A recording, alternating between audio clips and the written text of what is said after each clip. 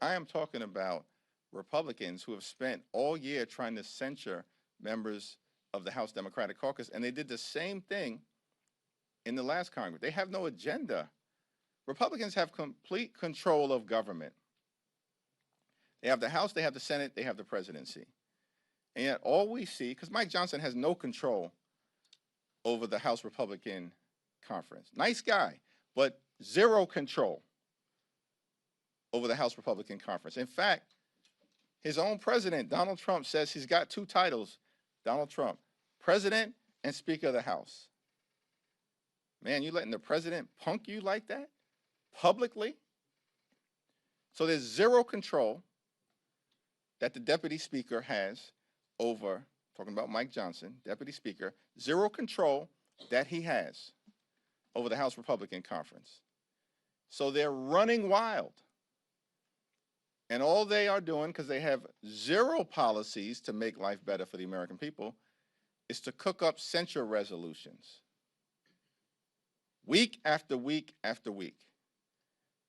And that process needs to be brought under control. Do I expect that Mike Johnson is going to do it? Of course not. However, if there's a bipartisan proposal led on our side by Don Beyer, a very thoughtful member, then perhaps that is something that's worthy of consideration. Mr. Leader, regardless of who is getting censured or not censured, these are two politicians from Florida, Mills and Jeffries McCormick. You just said that she deserves her day in court and presumption of innocence. In the past, the DCCC and many Democrats have gone after Mills for his serious allegations. So how do you square the difference between those two with your messaging?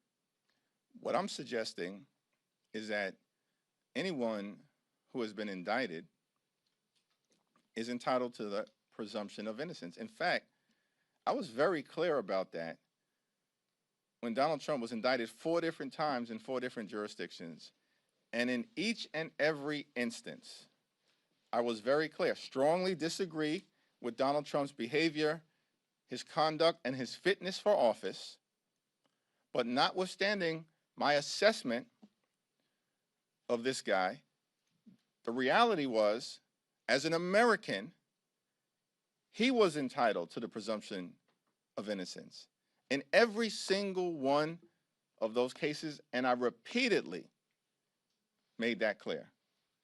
So yes, I'm applying the same standard at all times, whether it's Donald Trump or whether it's a member of Congress or whether it's the people that I'm privileged to represent, most importantly, back home in Brooklyn. At all times, every American, pursuant to the United States Constitution, is entitled to the presumption of innocence and their day in court.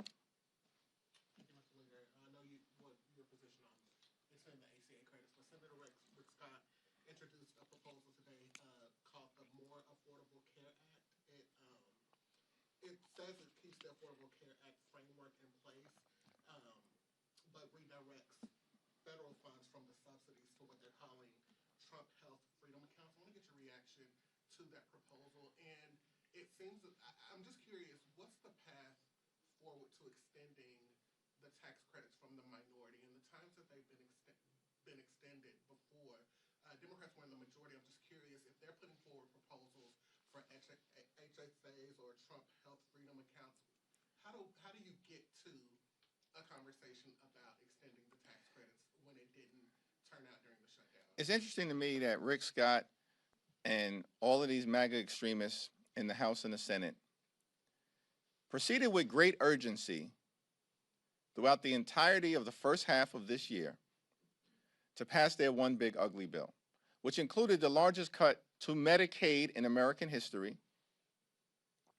And by the way, I think Rick Scott has some history with Medicaid fraud in the state of Florida, so he's no expert on health care. We ain't going to be lectured by Rick Scott about anything, but certainly not affordable health care, given his track record. But they raced to enact the largest cut to Medicaid in American history, devastated communities all across America where you have hospitals, nursing homes, and community-based health centers closing in real time, including in rural parts of the country. In that same one big ugly bill, they ripped food away from hungry children, seniors, and veterans and enacted a $186 billion cut to SNAP, which also happens to be the largest cut to nutritional assistance in American history. And why did the extremists do all of this? So they could pass massive tax breaks for their billionaire donors, and they made those tax breaks permanent. So they spent the first 6 months of this year focused on subsidizing the lifestyles of the rich and shameless in their one big ugly bill, but can't be bothered to extend the Affordable Care Act tax credits.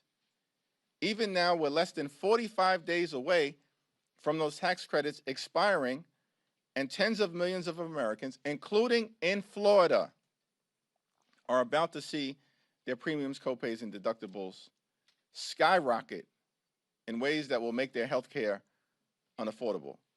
So from our standpoint, this is not that complicated. We have a discharge petition. I believe it has north of 200 signatures on it. All we need is 3 or 4 Republicans to join us. And if they did so, we can discharge a bill that would extend the Affordable Care Act tax credits for 3 years. Everyday Americans, working class Americans, and middle class Americans deserve the same level of certainty that Republicans decided to provide to their billionaire donors when they enacted these massive tax breaks and then had the nerve to make those massive tax breaks permanent, but can't be bothered to extend the Affordable Care Act tax credits. Now, we're going to work closely with our Democratic colleagues in the Senate on the vote that is scheduled no later than the second week of December on a Democratic proposal related to extending the Affordable Care Act tax credits. And I expect that we're going to be in alignment. And at this point, Republicans just need to take yes for an answer. Say yes to your constituents who you're jamming up right now and who are about to suffer even more from the Republican health care crisis. After the blocking of the maps by the federal court in Texas, on the Texas maps, do you expect any change from any of the other states like Virginia in the strategy, or is it like full speed ahead? Our strategy is full speed ahead. We are not unilaterally disarming. We are not rolling over and playing dead. And we also have no interest in spiking the football. What we are doing is going to make sure that Donald Trump and Republican sycophants are unable to gerrymander the national congressional map in a way that will allow them to rig the midterm elections. We made that clear from the very beginning. And we are not going to take our foot off the gas pedal until we are certain that the American people are guaranteed a free and fair midterm election in November of 2026. Congressman Byron Baker said that the censure is broken in the House. Do you agree with that conclusion? And do you see a role for yourself and Speaker Johnson to work on kind of reining in the use of it, just given how many we saw this week and the rise in them in recent years? Republicans have broken the censure in the House of Representatives. It is broken. The extremists have broken it because they have no agenda, no vision, no plans, no legislation to make life better for the American people and address the affordability crisis that's crushing everyday Americans. And so they're obsessed with censures.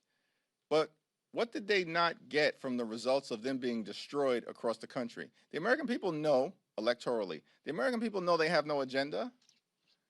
Why are they doubling and tripling down on this extreme censure approach? It's getting them nowhere. And so we're trying to help them out. Don Byers trying to help them out. Get out of your own way. Now, do I think that Mike Johnson, nice guy, right? But do I think that Mike Johnson has any interest in actually reining in his extreme members? Of course not. He doesn't have any control over them.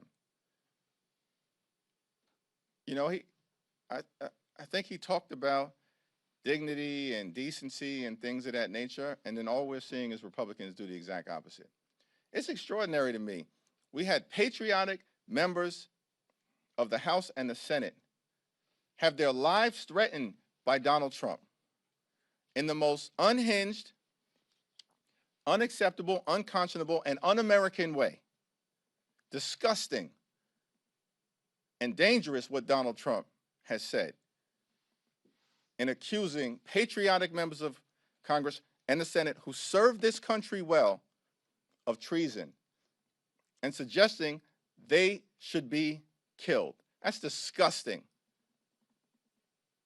But we, of course, have come to expect this from Donald Trump. What's extraordinary to me is that Mike Johnson doesn't even have the decency to distance himself from Donald Trump's death threats leveled at patriotic members of Congress. Even John Thune found it reasonable for him to say he disagrees with what Donald Trump accused members of Congress of doing earlier today. Even John Thune had the decency to distance himself from Donald Trump's remarks. But Mike Johnson couldn't say a thing about it. And his silence speaks volumes. Thank you, everyone.